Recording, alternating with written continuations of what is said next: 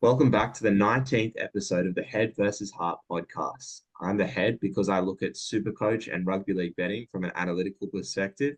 And normally I'm joined by the heart, but for this week, we've got a special guest. Do you want to introduce yourself, mate? Yeah, I'm the toe. I thought you were the head because you like head, so I went with the toe because I like toes. But maybe that one's up for debate. Yeah, I think maybe a bit of miscommunication there. Sorry, mate. But let's move quickly on from that. First things first, we'll talk accountability from last round. Um, the heart obviously isn't here, but he went another 0 from 7. Not really too shocking there. For myself, I went 3 from 6 in the games that I did get on. One of those being the Mitch Moses Wally Lewis medal, which was pretty frustrating. So I ended up $6.50 up, but that would have been about 500 and something dollars up if that Mitch Moses bet came off. So pretty frustrating week, but yeah, what can you do? The first game, sort of, we can touch on is Origin. Do you have any thoughts off the back of Origin yourself, mate? Um, in terms of how this leaves the rest of the season, super coach and betting wise? Just got to get all those Origin players back into the India Supercoach team. I'm Yeah, looking at Cleary. Can't quite get Gus in this week, which is a bit frustrating, but that's the main thing. yeah. And yeah, obviously, players like a Mitchy Moses being out for the season is obviously going to have big implications on a lot of Parramatta games moving forward. But let's talk the games of this last round.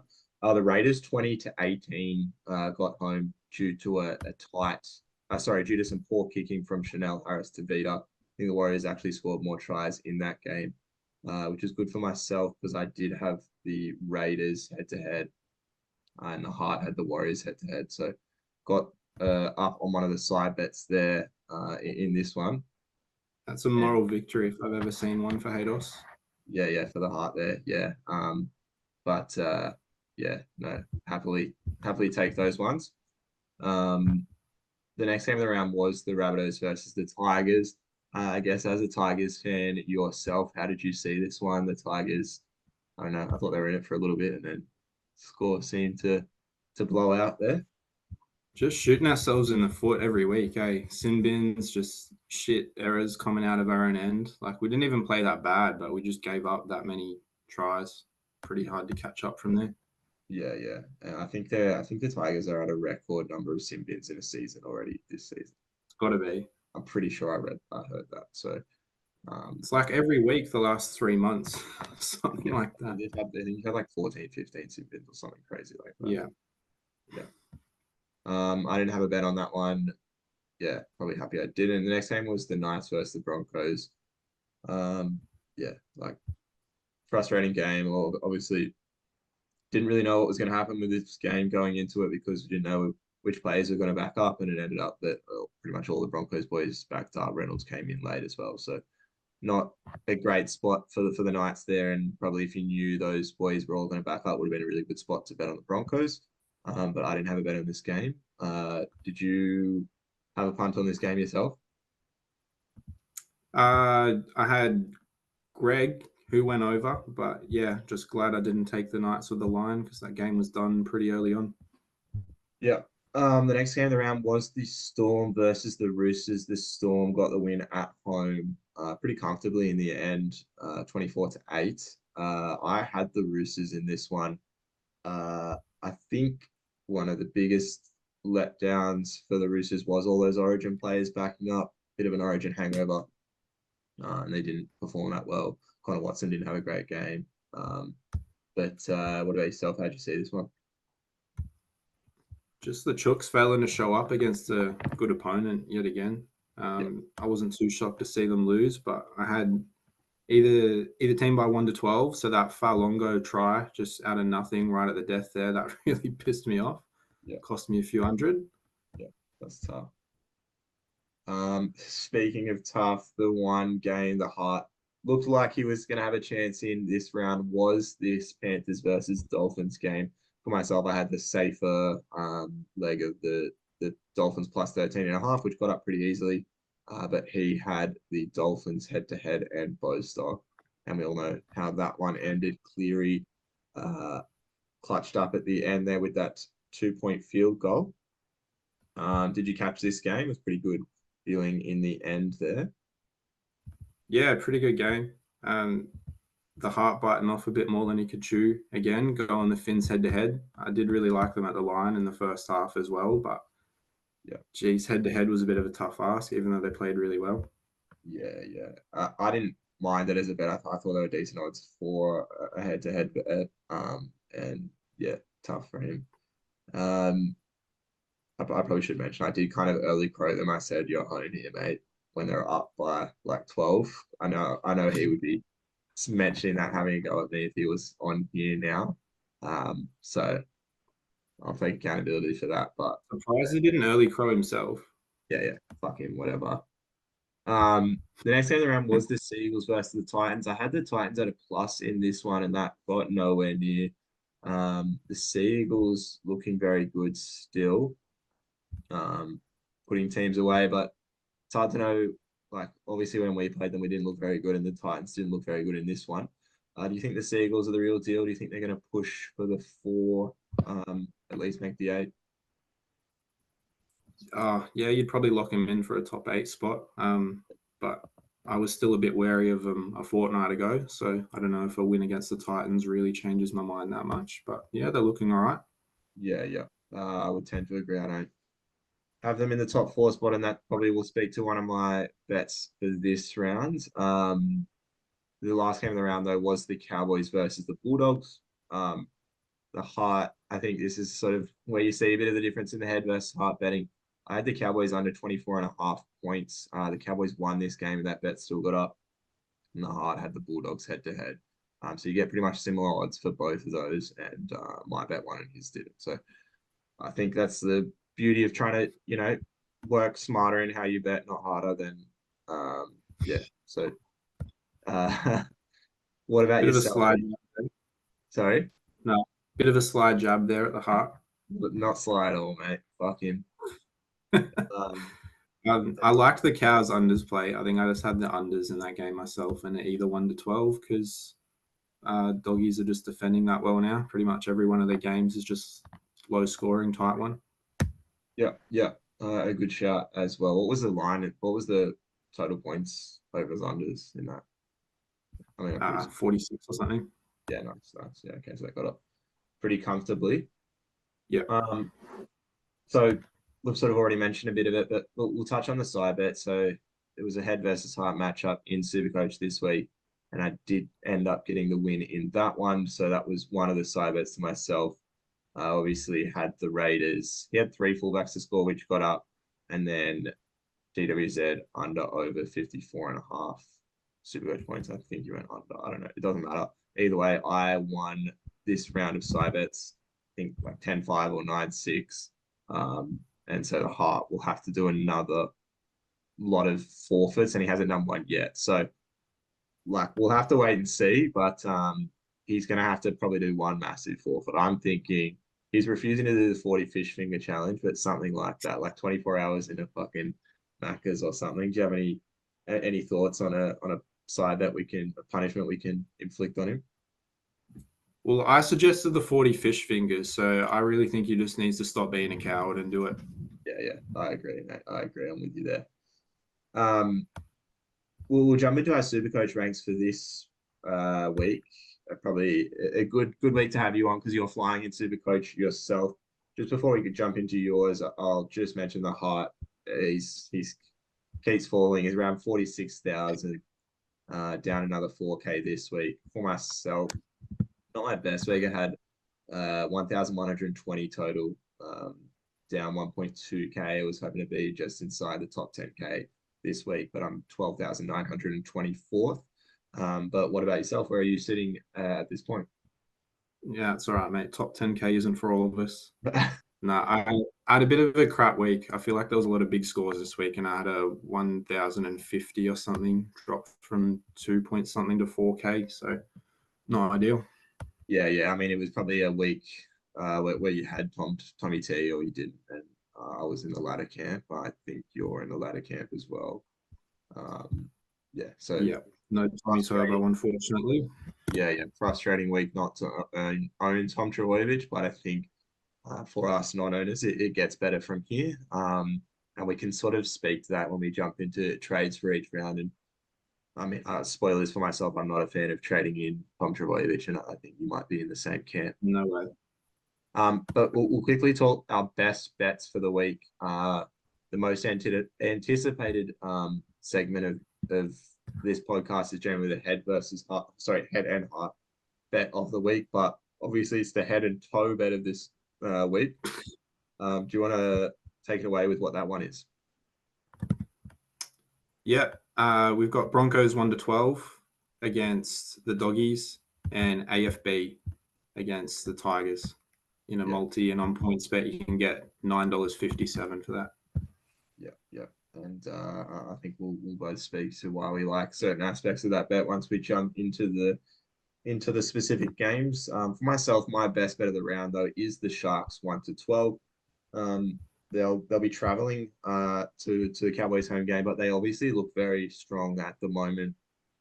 They are outsiders in this game, and I see them as the team that probably should be slight favorites. I think the halves pairing that they have now, so I think Trindle and Nico don't complement each other well, and in the halves pairing they have now a general Atkinson will complement either of them well. So I think the halves pairing they have now is going to be good. They'll need to make a push if they want to make top four, even top eight isn't locked in for the Sharkies. But yeah, if they want to make top four, they'll have to really apply some pressure. But I think the trip up to North Queensland will be a tough one, and I see them scraping home in a tight one in this one. So you can get $3.60 for that one.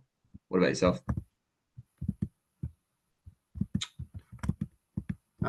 Yeah, I don't mind that one. My best bet of the round is Roger Tuivasa-Sheck anytime versus the Tigers. I got $2.25 earlier in the week. It's now $2.15 on Bet365. That Tigers backline is just really inexperienced. He's got to score, doesn't he? Yeah. Roger back at fullback. Yeah, fullback. I was going to say that. Yeah. I think he'll probably do a lot of damage at fullback.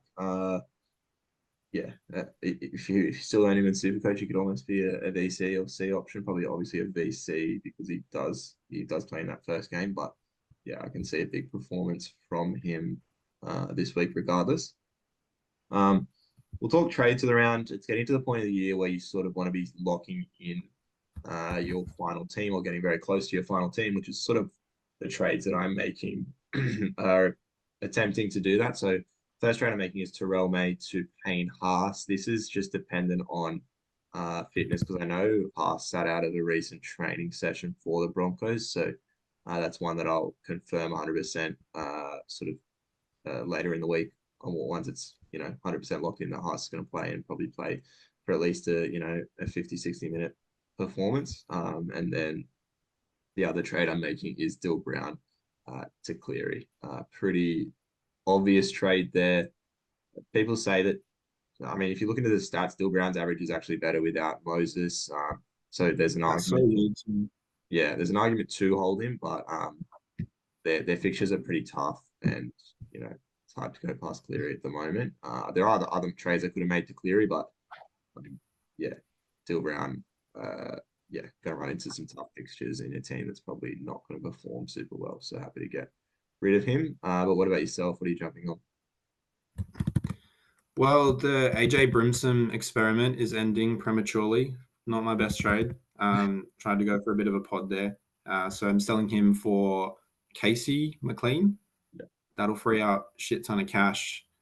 And then I'm going to go Cody Walker out, who got 60 on the weekend with 2 tries against the Tigers.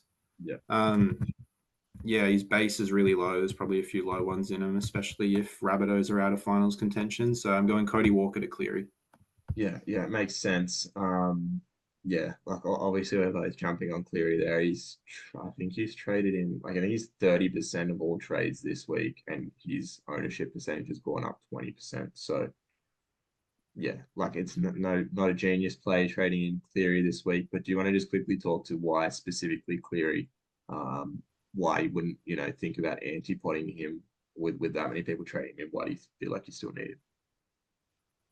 I mean, just his pedigree. He's shown how consistently he can go 150 plus. Just easy captain option, and there's going to be a few big scores in that run home for sure. I mean, you could maybe not go him this week and pick him up next week because his break even's 100, and maybe Dragons get up for it at Wynn Stadium. But you just got to get him in this week, don't you? Yeah. I would tend to agree. A Panthers team that in previous years they would have already been pretty locked into that first place spot, but they're not this year. There's a chance they're. Well, I mean, I don't think they win the minor premiership with the Storm being 4 points ahead. But there's a chance they could end up not getting that home final. So I think they'll have a lot more to play for with this run home as opposed to some previous years. And Cleary was already insane in previous years. So yeah, have to agree with everything you said. And I think Cleary is a pretty no-brainer trade. There are some instances maybe where you might not want to trade Cleary. But yeah, I think, with Nico out, I think you kind of is pretty much a must-have. Yeah, we can talk other trades when we jump into some of the games. Yeah, there's obviously trades we don't like, indicated by the trades we've made there. But let's jump into the first game of the round, the Warriors versus the Tigers. In this game, you spoke to Roger Tuilasa-Sheck as an option as a try scorer. Would you think about trading him in Supercoach at all as a little bit of a pod? I reckon if I had a boost, I'd do it because they're playing at home against the Tigers and then at home versus the Eels next week. So that could be 300 points the next 2 weeks. Like you said, chuck a VC on him. I wish I could do it, but just not enough trades. Yeah. And he had an 85 on the weekend as well. So if there was a week you wanted to do it, it's probably this one with a 7 break even. But yeah, I'm pretty much in the same boat as yourself there. I don't really have the trades to make work, but if someone was sitting on a heap of trades, then I can certainly understand that. Another highly traded in player in this game is Adam Fanua-Blake. He's sitting at 591k. Obviously had that big score on the weekend. If you're going to jump on, would you be jumping on this week? Yeah, you got to do it this week, but I'd just be careful. If you got Roger in your center wings, you can put him on the bench when they have a few tough fixtures at the back end of the year. And importantly, they don't play around 27. With a front rower, it might be a bit more tough. So I'm just going to leave that one alone. I think he probably has a good few weeks. Yeah. So definitely bring him in this week if you're going to bring him in, but he's not a long-term play for me. Yeah. I mean, I have him at the moment. I'm looking to just sort of set and forget Payne Haas and Adam Fanua-Blake there. And then I've got, I think, Samuel Afine is probably going to have to play that round 27 for myself. That's sweet. Yeah. I'm just trying to think. I'm just going to look at the highest traded in players from this game. Yeah, those are probably the top two, the Adam Fanua-Blakes Wouldn't and be any Tigers players on there. yeah, Talon Silva's got a little bit of a trade in, but yeah, probably not really a viable option. A few people are trading out Tamari Martin this week. I'm not sure. I was speaking to someone and they were looking at trading him in at some point. Was it maybe you? I was talking about it. Just yeah, one of those where I don't have enough trades. I definitely wouldn't be doing that because he's got a ton in the next 2 games. As I said, at home versus the Tigers, then the Eels. Can't ask for much better. He's had a 29 and a 43 in the last 2 though, so 133 break even. I'm not crazy about it, especially with a lot of the 5'8" halfback options that you'll have at the moment. Means that you can get Cleary for another 100k, and I'm definitely my preference is definitely to grab Cleary. So for sure. Yeah. Aside from that, a few people trading out Appy. No need, in my opinion. Like it was a week out. I think we said last week as well. No need to jump off Appy in this one. Samuel Fine, who is traded out a little bit as well. If you're in my position, so Samuel is at 487. I think Terrell May. Let me just double check his price, but obviously a lot more than that. Terrell May would be 670. Yeah, 670. So would you be Which one would you be trading out to try to get to a paying pass? Just say I have the money, but obviously I would be needing the money for other trades in the future, possibly. Oh, both of them are probably fine trade outs. I think just be wary that there might be a game or two where you might regret it. I'd say. Yeah, 100%. Terrell May, for me, I just feel like I don't need the sort of roller coaster, especially like around 700K. Um, I don't think he holds that price for the rest of the year. Put it that way. So it's a good time to cash in. yeah, yeah, exactly. So not too much else super coach wise. Uh, let's talk betting in this one. What's your number one best bet in this one? And then what else do you like it generally? Yeah, pretty keen on this game for a couple of bets. Like I said, I've got AFB and I've got RTS, both as singles. I think the Tigers probably get overrun at the back end of the game and give up, and that it's probably conducive to a big fella like AFB or Barnett going straight through the front door. Yeah, Or the Tigers could just be overawed in the first 10 minutes because the Warriors do start really intense and they go right through the middle of the field. So, again, it could be one of those big fellas like AFB. And yeah, RTS, he's just got to score against that inexperienced Tigers backline. We've conceded 40 the last 4 games. So, you'd think if Warriors put up anywhere near 40 points, Roger's got to score one at fullback. yeah. And I would tend to agree with you there. For myself, I've got the Warriors 1 to 12. You get that on points bet. I'll bet 365 at $3.40. I guess I don't really need to speak too much about why I like the Warriors to win this game. They're back at home after the loss that they'd be pretty frustrated about last week. So I feel reasonably confident that they'll win this game. But I think that line, I think the line's 12 and a half. And I think that line's just too big for this Tigers team. If you actually delve into the stats for the Tigers team, a lot of their points that they've conceded have come off the back of some of these sim bins. Obviously, they don't look good generally, but I think they just have this sort of stuff happen to them. They just put their head down and then they get blown off the park. I think the new halves pairing, the young halves, hopefully injects some energy into this Tigers team and they make it a closer one. But yeah, I think the Warriors will be too desperate in this one and get home in a tight one. Don't mind that. The Warriors don't like to put teams away too much, really. Yeah, yeah. Let's jump into the next game of the round. The Eels versus the Storm. There would have been points of the season where this game could have been billed as a really good one, but with Mitchy Moses out now, the line is about 15 and a half in this one. So the bookie's predicting a Melbourne Storm very comfortable victory. But just super coach wise, obviously the Storm are going to win a few games in this run home. Are you interested in any of these Storm boys um, in their run home? Oh, yeah. I brought in Jerome Hughes last week, which didn't go well, 25 points. Yeah, But, geez, with Hines going down, you'd really want Cleary and Hughes if you can, because Storm are definitely going to have a few big games. Um, I mean, Pappenhausen, I've heard people talking about him. Do you still have him? yeah, I still have him. I There's have better no, fullback, I feel like, but he might do all right. yeah, no, I have no interest in trading off him. At this point in time, it's like cheap. I'm not wouldn't be necessarily advocating for anyone to buy him, but I think he's a perfectly fine hold at this point in the season. And then you can sort of look to, yeah, like a Ponga is probably someone I'm going to jump to in a couple of weeks, probably after the Panthers game. Um, and then I get like there's an argument you can make if you want to jump to like a Reece Walsh this round.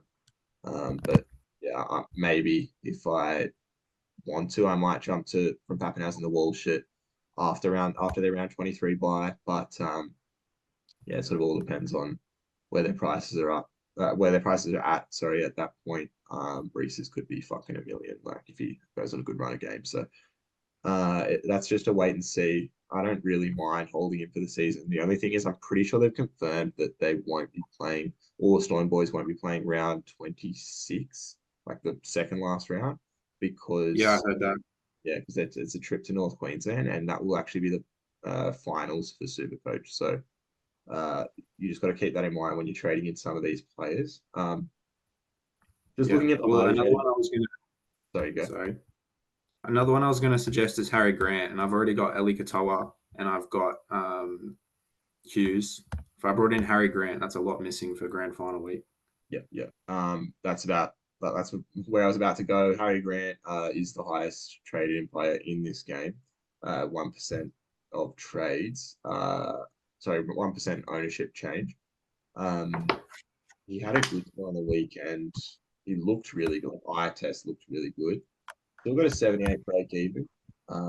But yeah, against the Eels, would he be sort of the hooker that you're targeting for this week? If you needed a hooker? Yeah, if you needed to trade in a hooker this week, he's probably the one. I'm hearing all these stats about Harry Grant scoring against the Eels, so he could be on for a big one this week, and their draw home is pretty good. Yeah. And I can agree.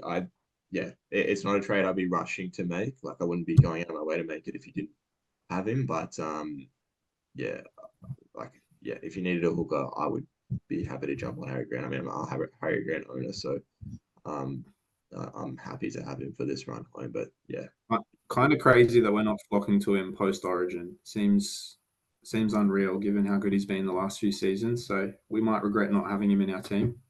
yeah, I think you can definitely punish non-owners, but I don't think he has the upside of someone like a Cleary. Like a Cleary will really punish you. So I would be prioritizing the Cleary trade over Harry Grant. But yeah, I can definitely see him going well in this run, and I would be making the Harry Grant trade over a lot of other, people like making some finicky trades and all, like around weird players. But I think Harry Grant's always going to be solid for you.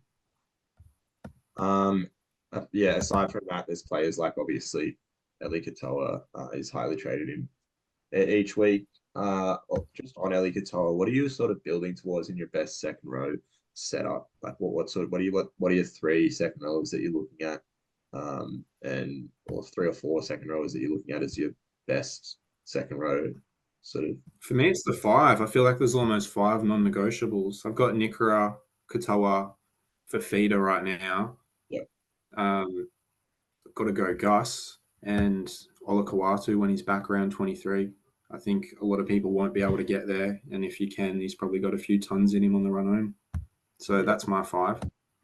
Yeah, I mean, I've got Nikora for feeder, and I've had Nikora for quite a while, and I grabbed for feeder when he wasn't playing in Origin 2, and then I picked up Olakawatu recently when it was at that really low price. Obviously annoying that he You held on to him. Yeah, annoying he has those couple of weeks out there, but yeah, it'll be good for when he comes back. Yeah, the decision just has to make. I'm probably honestly happy to fade Eli Katoa at this point, just with him not playing that sort of grand final matchup. And then I'm probably going to jump on Gussie Crichton if I can make that work. I mean, I'll have to make that work. I need a fourth second rower, solid second rower. So I think it'll be Gussie Crichton, but that's not a decision for this week. But yeah, I can agree with you. They're the 5 that you want to sort of be building your team around. Outside of that, I don't see many trades that are worth making. I'm just looking at Cameron Munster, 0.2% round ownership change. Some 299 people trading in Cameron Munster, but yeah, I think he'll be back next week. Yeah. One of the highest traded out players though is Tyron Wishart. What would you be doing with him? Obviously, you've got to make a plan, I think, to trade him out because I think he goes back to he's not even going enough. He's going to go back to the bench. I mean, you'd be trading him out anyway because he's worth a lot of money. But yeah, I've got a plan to get rid of him next week for Gus Crichton. Move Plath into my 5'8". But I think you're silly to sell him this week if you can avoid it with that para matchup. I think he could be on for one big one before we let him go. Yeah. I think you do have to sort of consider that a little bit.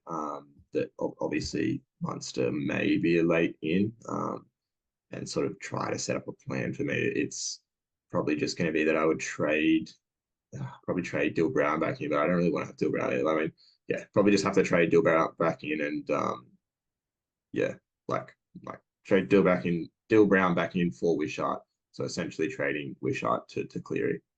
And I'd do the same with Cody Walker. Instead of trading Walker out, I'd trade Wishart out if Munster does get named. Yeah. But yeah, no, it's for myself. A plan for Wishart is hopefully because I've got I've got Jaden Campbell in my fullback position, so I'll flip Campbell up and trade Wish out to a fullback in whenever he is whenever Munster is back. Sorry. Um, yeah, in terms of this game, I mean, there's a few uh Eels players being traded out. Dylan Brown, Blaze Talangi. I can understand people wanting to do that. I don't see the Eels going super well in this run home. Their But draw is ranked. yeah, their draw is pretty ranked. But yeah, you can make the argument for Dylan Brown that he maybe gets his hands on the ball a bit more and that sort of stuff, and his average goes up. But yeah, you've got to consider their draw as well. Let's talk betting in this one. Just your number one best bet, and then jump into some other stuff you like as well for this game. Geez, I've got a few bets, so picking my number one's a bit hard, but I'll go with Storm to win both halves because I've had a look and they've won their last 6, and 5 out of those 6 they've won in both halves. The one that they didn't, they were drawing at halftime. So Storm at both halves, $1.77 on double. Nice. I like that bet as well. Anything else, sorry, you like from the game you want to touch on quickly? I really like any team against the Eels in the second half because they're just fading away at the back end of games. So I've just got a few plays on the Storm over tries and over points in the second half. And if Eels are going to let in a few points, I think Pappy and Hughes probably go in. Yeah. I would tend to agree with a lot of those. For mine, I've got just Wishart. Anytime he's been scoring a heap of these games, and you can get $3.90 for him, which I think is pretty big overs. It's like compared to the rest of the market, I think you're getting like in the twos at a lot of other bookies. So $3.90, I'm pretty happy to take in this one. But obviously the line is massive. Probably would lean the Storm, but a 15.5 sort of line is not really somewhere I want to be. Going with my bets. But let's jump into the next game of the round: the Broncos versus the Bulldogs. In this one, I think a lot of these Broncos players will start to get more popular. Is there any Broncos players that you're sort of looking to target for the run home? Not really. Like I wish I could have 10 fullbacks and then I'd get Reece Walsh in, but only have 2 spots. Dean Mariner can't stop scoring tries, but moving to the centers maybe isn't ideal, even though he scored a double there last week. I don't know. There's no one else on my radar, I don't think. But Payne Haas, I want him. Yeah. I mean, I definitely want Payne Haas. I'm bringing him in this week, so I think he's fallen to 700K now, which is I think the lowest he's been all season. Not that he's played all that many games with some of the outs, but he's just so solid. He's never gonna score poorly, really, and he has some games where he has massive upside. So I think he's a pretty lock and load option in the front row forward, and I'm happy to bring him in and then just sort of try to forget about my front row forward because it's a boring position. Payne could average 90 on that run home, I think. He's the kind of bloke that can play 80 minutes if he needs to. So if the game's in the balance, Kevy's going to keep him on the field, and if he plays big minutes, he's going to score big. Yeah. Exactly. Yeah. And I think the run home last year, he scored really well as well in that end period. So happy to be jumping on, and I think a lot more people should be jumping on as well. Reece Walsh is actually the highest traded-in player in this game. He's hit 814K. I presume you'd have to have a low break even with the big score on the weekend. They have the round 23 buys. The only thing with these Broncos boys, I can't make it work this week for Reece Walsh, but yeah, I can get behind a lot of people wanting to jump on him.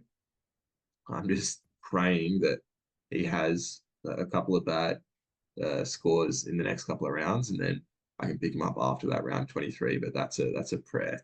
What sort of price, if you could? So let's say you have plenty of availability at the fullback position. What sort of price would you want to be picking up Reece Walsh in round 24 at? Considering Ponga will be 650 in round 23, I just don't care. I don't think Walsh will be cheap enough for that. Let's say if Walsh, Yeah, I mean, I'd pay almost anything for him. I think he'll be good, and it's just who you want. I guess once he starts to creep up towards 900K, maybe not. Yeah, yeah. I mean, I don't agree with the sentiment that I'd pay anything for him. I think you sort of have to make your trades based on where they're priced at. Like you're not gonna, I would never pay $1 million for Reece Walsh, but I would almost always want to jump on him for 600K. So there are price points. I like him a lot at the 814K. Um, but yeah, I'm probably not going to jump on if he's at 900K when he in round 24. So I think either you jump on this week or if you're waiting and seeing, you set a pretty clear plan as to, you're not going to jump on him if he's whatever XYZ price point, whatever that may be. For me, it's probably, anything north of like 850, but things could change. Um, Outside of that, people are still jumping on Matty Burton. I think that's a fine play. He looked decent on the weekend. He had a 75. I jumped on him last week, so pretty happy with the 75. Do you own Birdo? Nah, I saw he was going to get to about 550K and really considered it, but I just want to attack blokes with probably a bit more upside. I think that big ton against the Chooks is a bit of an anomaly. I think he's probably just going to shit out 70s every week, and that'll be it. Yeah. So I'm looking for something a bit more exciting. Yeah, fair enough. Yeah, I just saw he had a few poor scores in there and just liked his price, so can't knock anyone jumping on him still. Yeah. But yeah, I guess you are right in that there's players with a lot higher upside in the position that you can look towards. Not quite a Carrigan that the Heart traded in earlier in the year. Like he's Yeah, got some upside, but a bit meat and potatoes. yeah, pretty meat and potatoes, but it's like actually another player we can talk to is Paddy Garrigan because He's pretty genuinely like cheap now, isn't he? sorry. He's pretty cheap now, isn't he? Yeah, well, he had like a 20 something on the weekend. So I'm not one for this round, but Paddy Carrigan genuinely, you should be looking at him in a couple of weeks when he bottoms out. He's 587 at the moment with 112 break even. He probably goes and scores a 60-60. And he'll have that 23 in his rolling average for a couple of weeks. So would you be considering Paddy Carrigan at at the 500 odd K that he's going to end up at in a couple of weeks' time? Yeah, he could be a sneaky one for maybe after the bye, just those last 3 weeks, around 25 to 27. Yeah, Just for the same reasons, Haas is probably going to average really well in this run home. I think Carrigan's the same. He'll play 80, get through a bunch of work, be really desperate. yeah, And at 500K for a bloke that may average 80, I mean, you can't knock that, I guess. yeah, yeah. And regardless of how much we shit on the Heart for bringing him in, he has actually averaged really well this season. Like his average this season is 63.5, but that's got a 23 in there from last round, which is because he played limited minutes. So he's averaging probably around 65 this season, which is a very, very strong average. So even if you average that and you're picking him up at 500K, you're getting, 15 odd points of value there. So can't wouldn't be complaining about that at all, but that's one to watch for a couple of weeks' time. Um, Anything else that interests you Supercoach wise in this game? I don't think so, mate. Yeah, let's talk betting. What do you have in this game? I've gone the unders. I found 47 and a half at $1.93 on Sportsbet. I think that's a lot of points for a doggies team that, like, it's them and Penrith, top two best defenses in the comp, and then Daylight. Like, they've been that good. It's nearly a full converted try extra that they're conceding per game between second and third. So you really got to respect the doggies defense. Broncos definitely won't leak too many. So I think unders is a good play here. Yeah, and I would tend to agree. Sort of in the same vein, my bet is the Broncos 1 to 12. Generally, if it's a low scoring game, it's much more likely to be a 1 to 12, just in the nature of it's going to be much harder to be 13 plus when there's a low number of points. So yeah, I like a 1 to 12 in this game. I like the Broncos 1 to 12 specifically because they are pushing for that eight. The Bulldogs are sixth, so they're not locked into the eight, but they're a lot more entrenched than this Broncos team, who obviously aren't in the eight, sitting at sitting at 11th. So I think the Broncos will be desperate to win however they can. And yeah, obviously in a lower scoring game, a 1 to 12 is going to be far more likely. So I think the Broncos get it done in a 1 to 12. You get that on Yeah, Bet365 at 325. I think that's a good bet. I did consider that. I think back to Roosters versus Dogs where they lost 26-8. I just think it could be a tight, grindy affair where the Broncos pull away just at the end and maybe cover that 1 to 12 margin, but we'll see. Yep. Yeah, that Roosters Dogs game was fucking weird though. Like, I don't know. They had that Dom Young send off and then they got better from there. Like, No, I'm talking about the oh, one the a other couple of game. weeks ago. The other game. Sorry, yeah. More recently. Yeah, I Yeah, remember that one very well because I had a lot of money on the Dogs to cover that line, which they did. yeah, no, sorry. I realized. Yes, no, I do remember that game. It's yeah, definitely possible the Broncos push on a little bit more than that, like they win by 14-16, I could see. But I think you're getting value at 325 for that 1 to 12. The next game of the round is the Cowboys versus the Sharks. That one is in North Queensland.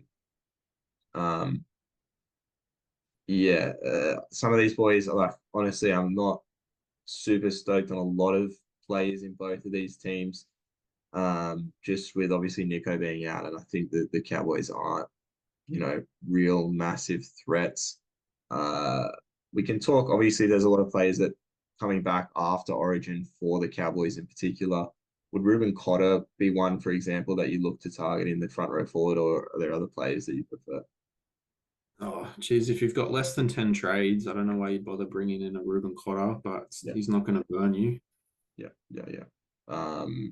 Yeah, I can agree. Honestly, there's no one really very highly traded in this one. One, I think you're an owner, Ronaldo Mulatalo, I think with a I'm negative getting seven traded break in. even. Yeah, obviously massive score. In his last game, 136. Less than 500k still. Would you be still considering bringing in Ronaldo Mulatalo if you didn't already own?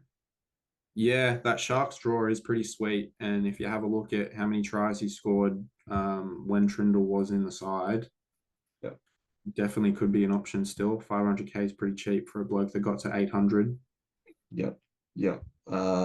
Yeah. I mean, I can agree. I don't hate the trade at all. I think the Sharks will be stronger than some people think. So obviously, a lot of people will probably writing them off without Nico there.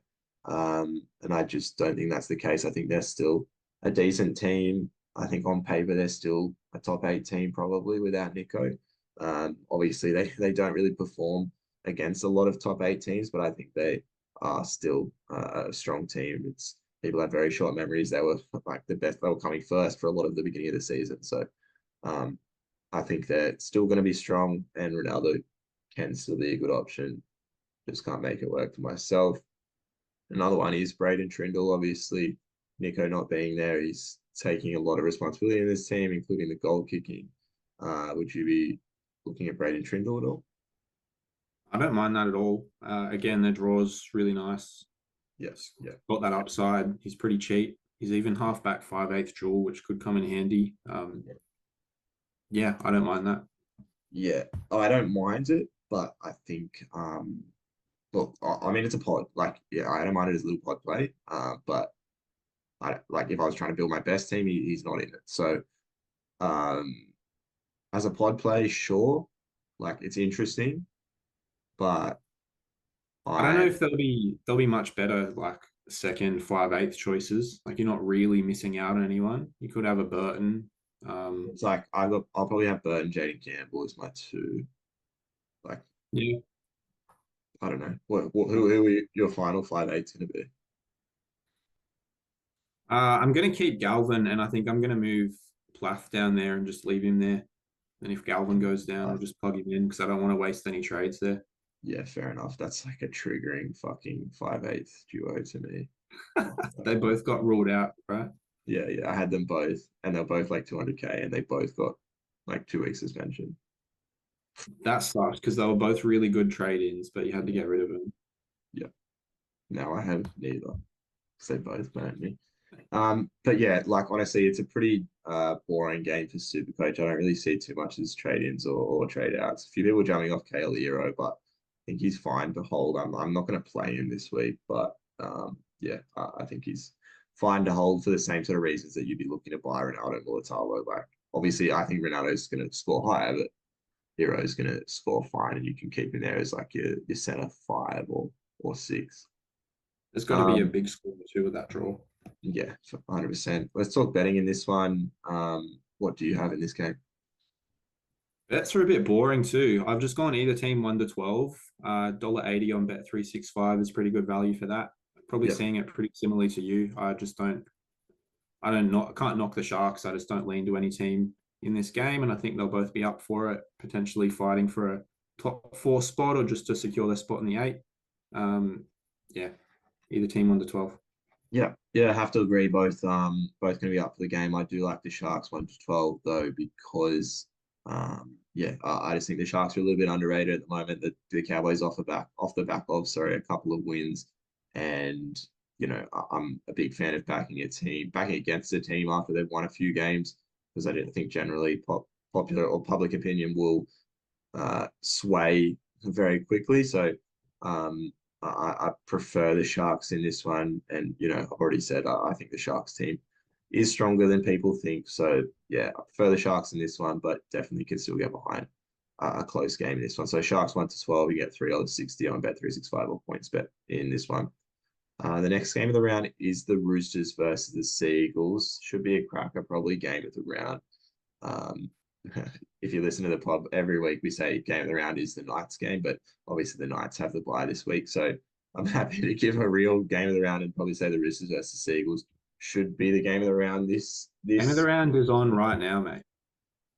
The NRLW. Absolutely. Yeah, true. Yeah, pretty poor. We're not watching it, especially after the Knights. How many times have we won now?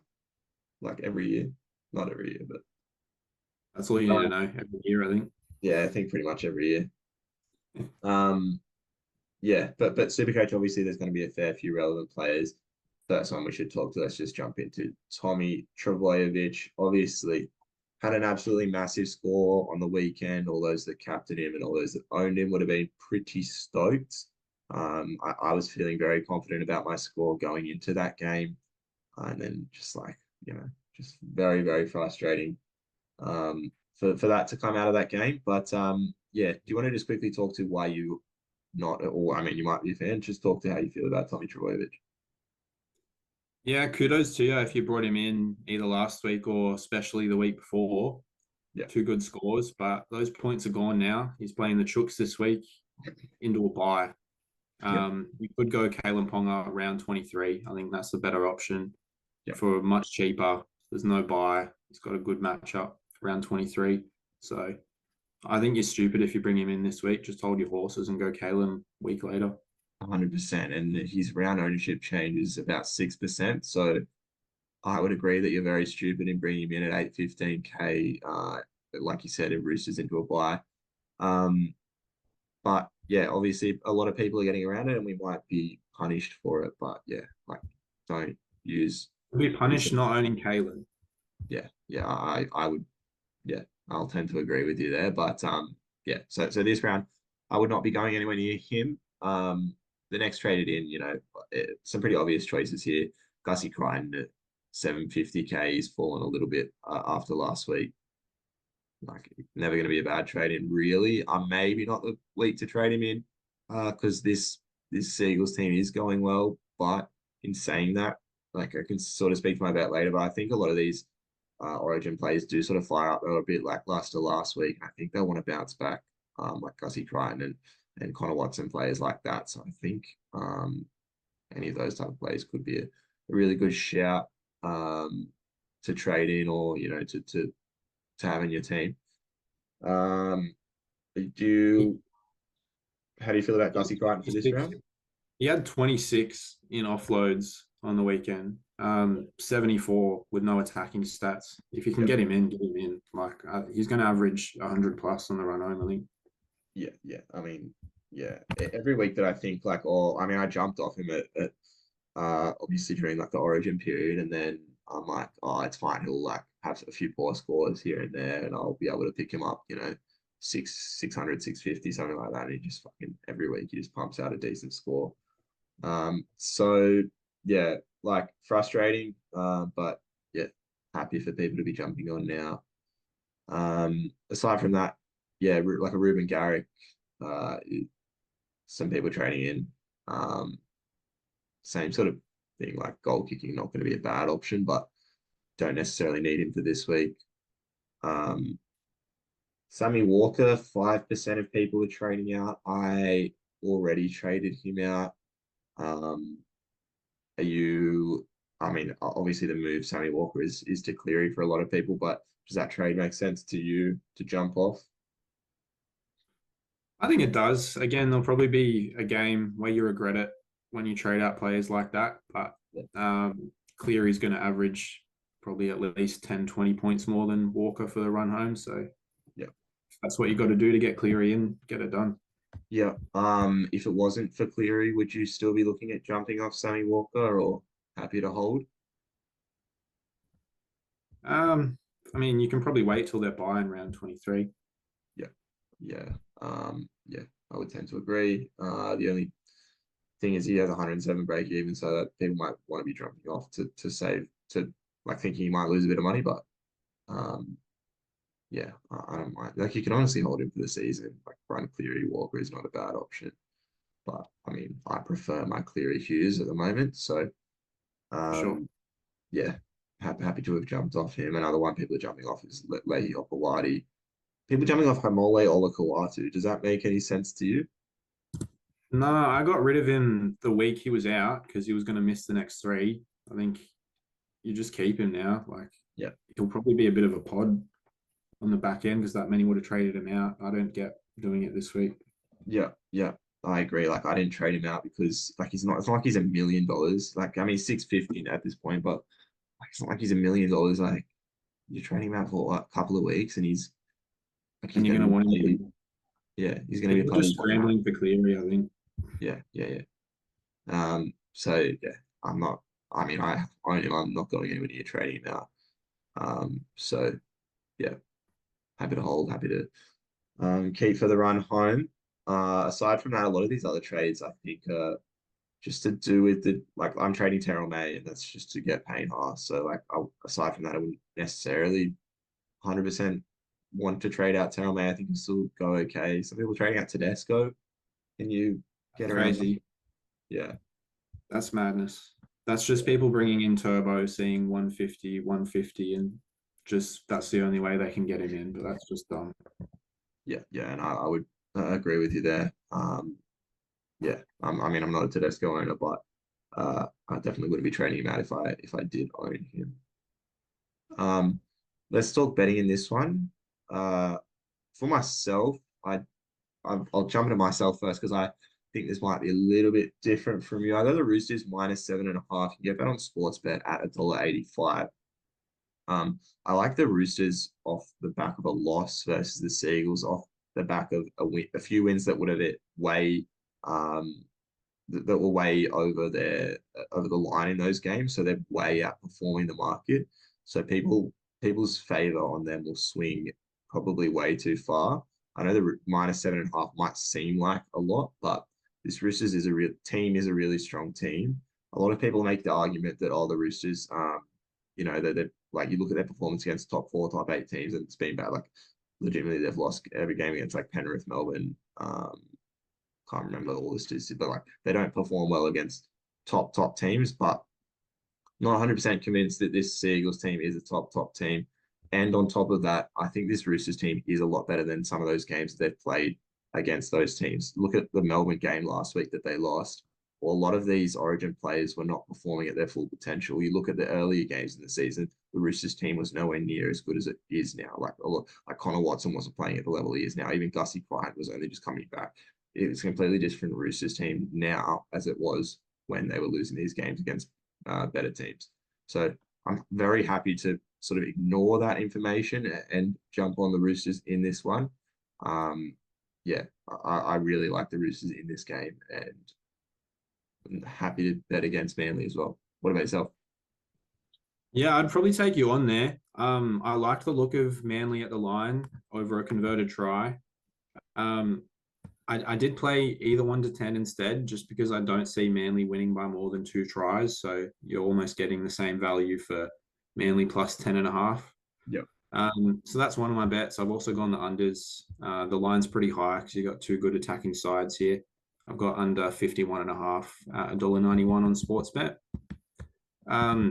I see it a little bit differently to you. I am scared that, you've got Tommy Turbo, you've got Teddy out there. There could be a lot of points and that could sink my unders bet.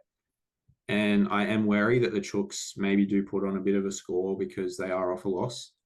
But I think Manly, they do tend to get up and defend all right in these big games. Looking at the historical results between these two, tends to be pretty tight and low scoring. So that's what I'm banking on here. Fair enough. No, that makes sense. Yeah, if you're looking at these two teams matchups, I guess that makes sense. I'm just sort of, I guess, seeing it in where I think the Roosters are at this point in time. Let's jump into the next game, the Dragons versus the Panthers. There's obviously the Panthers boys we've already talked to.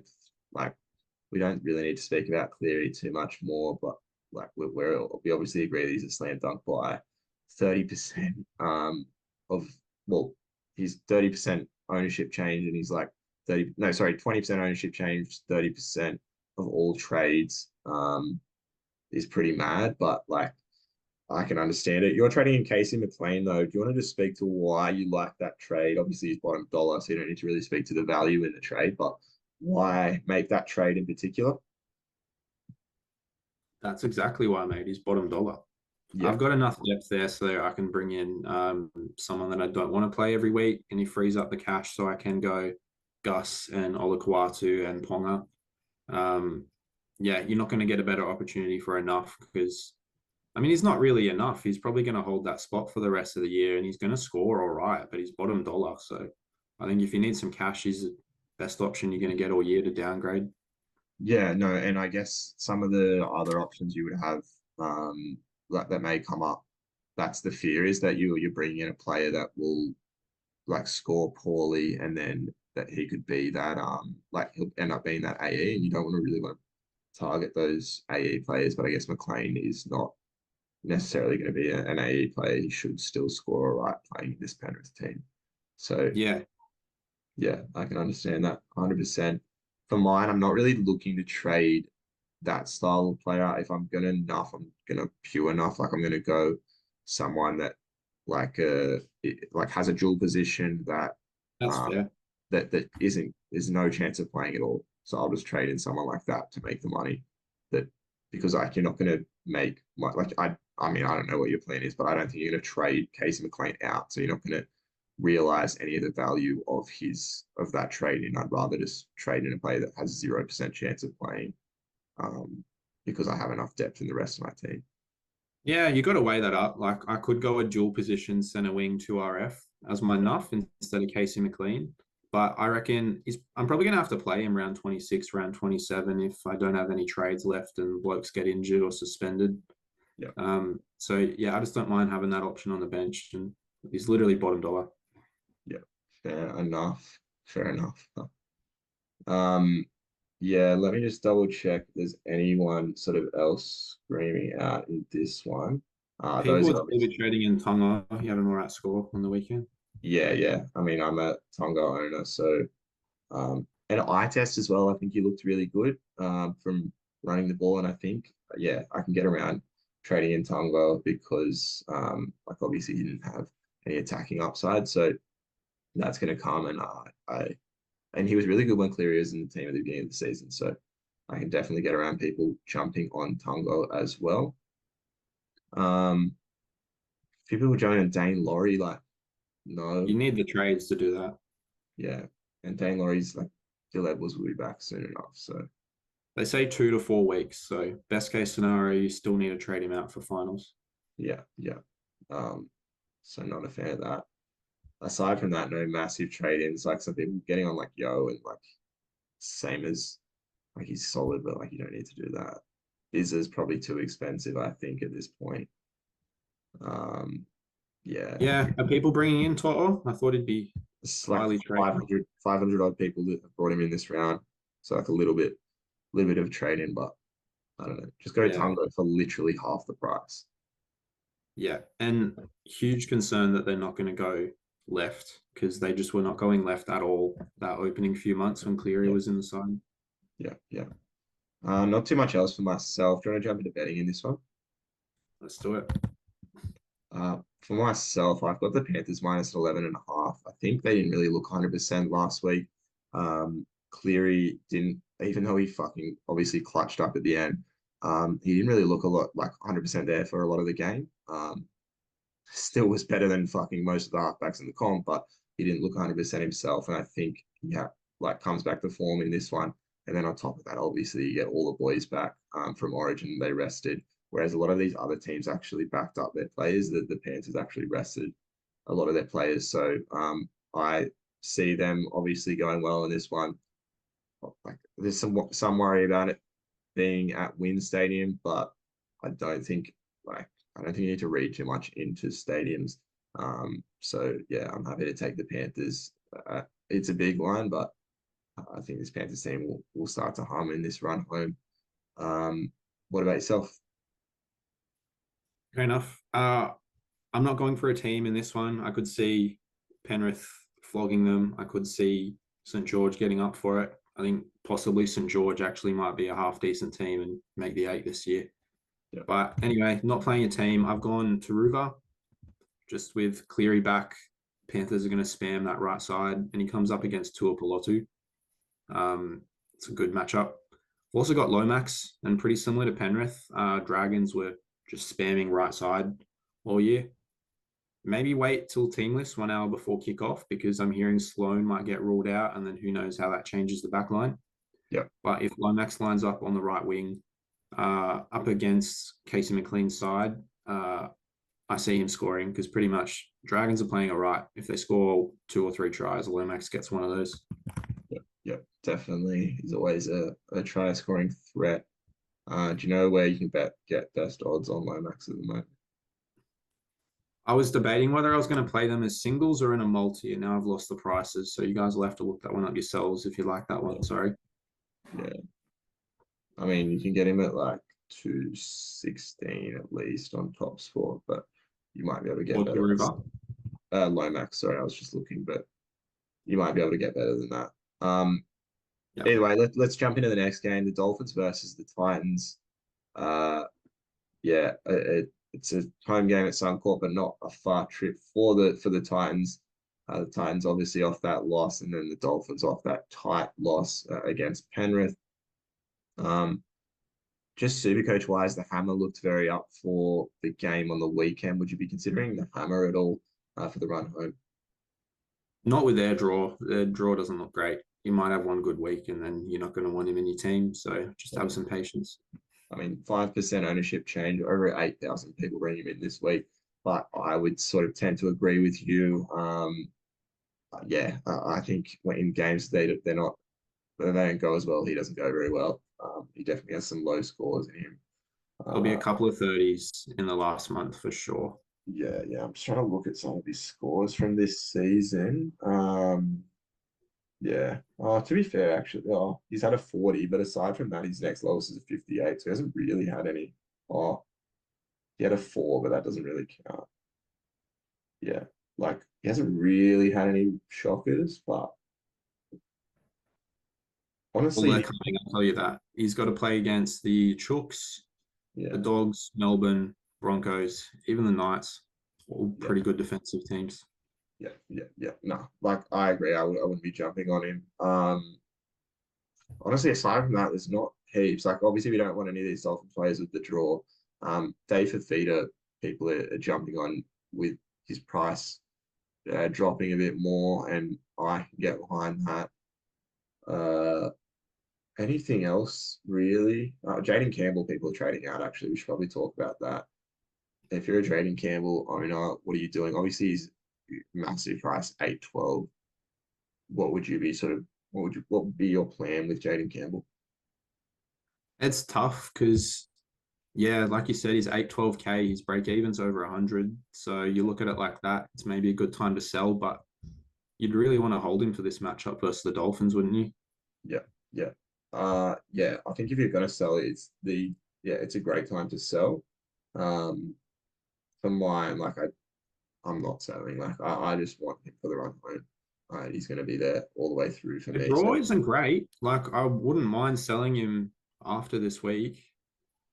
I I don't know. I think he's been good enough. Like he himself has just been unreal. Like he touches the ball so much. Um, honestly, let me have a good look at their draw. Broncos at home, Sharks at home, Dragons at One win, and then Chooks. Dragons one. I don't really care about where they're playing. Yeah, Uh, Chooks, yeah, Knights, Panthers. Penrith. Yeah, Penrith will be a low strength Penrith in round 27. Yeah, it's not Nine, the worst draw the more I look at it. yeah, like you would think hopefully some points against the Dolphins. I think the Broncos game it will be a higher scoring affair. Obviously, the Titans aren't great defensively, and I think that the Broncos will put on a lot of points and then maybe concede a few. And then yeah, Sharks maybe some points in that one. I don't know. I feel like most Titans games they're able to produce points pretty easily, and like from a super coach perspective, that's what you need. So Yeah, fair enough. If you think he's definitely a trade out because you got 140, then you're a bit silly, but I don't hate it. yeah, yeah. Um, let's uh let's talk betting in this one though. Uh, what's your best bet in this one, and then what are some other things that you like? I've got a few singles, but I'm pretty confident on them and put them into a multi. So Yeah, my best bet would be a same gamer of Hammer, Bostock, and Dave Fafita. Best odds for that is $10 on Bet365, but shop around if you've got any promos you're eligible for. yeah, Um, Hammer, dry track against the Dolphins. That's a given. One of the Dolphins wingers, you'd assume the same, and Bostock scored in 6 of his last 8 games, whereas Azarko's only scored in 2 of those games in that same run. So Dolphins going left, Bostock's the one if you want to pick a winger. And then Dave Fafita, just backing him to run over the top of Cody Nicarima. He took a fair few scoots out of dummy half. Last game looked horny to score a try, as he always is. Didn't quite get there, but I back him to break his drought and crash over this week. What about yourself? yeah. I like the Titans in this one. Obviously, I speak to sort of my betting logic generally is that I like a team off a loss, and the Titans are off a big loss on the week, and I feel like they've been a pretty good team in recent times. I think I want to prove that last week was just an anomaly. So I'm getting over a converted try at +6.5. I'm happy to jump on that one, especially this Dolphins team don't look like they can put teams away as evidenced by the Penrith game. Obviously Penrith are a very good team, but they weren't the as strong a team as they have been. Cleary obviously too good, but yeah, I think this Titans team will keep it close. Even if they do go down by like a 12 or an 18 at some point, I think they're every chance of coming back. Yeah, so let's jump into the last game of the round of it for this round is the Raiders versus the Rabbitohs. It's in Canberra again. Obviously, they got the win last week in sort of, I guess you could say, fortunate circumstances considering the goal kicking of the Warriors, but nonetheless, they got the win with Fogarty coming back into the halves. Um, Supercoach wise, though, you're obviously trading off Cody Walker. Is that because you don't like the Rabbitohs, or you just not a fan of Cody Walker? Yeah, I'm a bit off him after 2 tries and 60 odd on the weekend. I just think Rabbitohs probably are out of contention for finals after they lose 1 or 2 games, and then they're just going to fall off a cliff. And the way that the Rabbits were playing without Latrell and to start the year, I don't think you'd really want a Cody if they're playing like that. And I think they're going to revert back to that type of Bunnies outfit for the last month or so. So get rid of him before he crashes and burns, I think. Yeah, no, I would agree with you there. I wasn't a massive fan of trading him in originally just because I was scared of that sort of thing. He doesn't generally base super well, but he's done pretty well for yourself. And yeah, I think it's a great time to jump off. Just looking at some of the highest traded out players, I didn't realize, but Jacob Gagai has hit like 560K, which is pretty insane. people are obviously jumping off him. I think he had a poor score on the weekend. He didn't get a try, so he kind of scored that well. But yeah, that obviously makes sense to jump off at that price point. Imagine making 160K going from Gagai to fucking Isaac Tungo. Mental. Yeah, I can't argue with that. Yeah. So yeah, happy to jump off him. People jumping off Strange. If you still had held Strange at this point, would you be jumping off? Oh, only if it's a real upgrade. He might do all right with Fogarty back in the side. Yeah, I would agree. Actually, I don't mind still holding him. Depending on the makeup of your team. Uh, yeah, I think Fogarty will improve their team a lot coming back. I don't know the chances of them making the finals, but they could make a push. Uh, they're a very hit and miss team, the Raiders, but they definitely it's definitely not impossible if they make a push in this sort of run home. Yeah, So never count out the Raiders. And Strange just seems like the kind of bloke to just, when everyone else is switched off, just score a couple of tries and rack up a ton. yeah. Um, aside from that, like I don't know, I guess you could still look at an AJ. He went up 70K, so probably last week would have been the week you wanted to jump on him. What did he have? He had a 74. He had a 74 with a double. Like that's not amazing. Um, but off a 121 and a 74, would you consider AJ still at all? No, you're just chasing the points. I think probably missed the boat. Yeah, I would agree, and I prefer someone like a Tango for cheaper. So Yeah. yeah. Aside from that, like not too much, honestly, in this game, not too many highly traded in players or traded out. So not too much to talk about. Let's talk betting. For myself, I don't really like too much in this game. The Raiders slight favorites sort of surprised me when the odds came out, especially they sort of got an unconvincing win, but I couldn't really find a good reason to play the Rabbitohs, especially going to Canberra. So happy to leave this one alone. But what about yourself? Yeah, I'm sort of leaning to the Raiders, but that line is a little bit too much for me. Uh, Canberra doesn't seem like a place where the Bunnies would travel well to, and I did have a look into the history, and I believe that's true. They don't win very often in Canberra.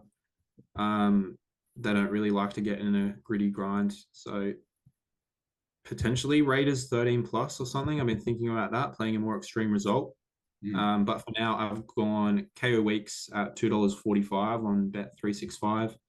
And this one's a bit short, maybe one for your multis, but Savage at $1.75 on Neds. Yeah. He's coming up against AJ, and AJ's just been an absolute liability in defense. Yeah. And even when the Bunny, like obviously the fucking scoreline on the weekend, 42-24, so they're still conceding points, regardless. So I think, yeah, like, 28. sorry, 20, 28. 28, so they lost by Yeah. no, what am I saying? Either way, 14 they lost by. Yeah, either way, even more points. So I think, yeah, Raiders to score points, is probably a good shout. Yeah, That's if they score, like Fogarty's probably dominant on that right side, and Savage has moved over to the right wing, and KO Weeks just looks too quick. He'll probably just carve them up through the middle. yeah, exactly. That's all the games for the round. Um, anything you want to leave us with before you do go? Obviously, very special guest appearance. Fuck the heart, mate. Um, yeah, hope I filled in all right for the heart. Looking forward to seeing his takes next week. Mr. Yeah, Big Fella. yeah. We'll get some commentary from him on how he thought we both went this week. So look forward to that for next week. But yeah, thanks for coming on, mate. No worries, bro. And up the Knights, are they winning?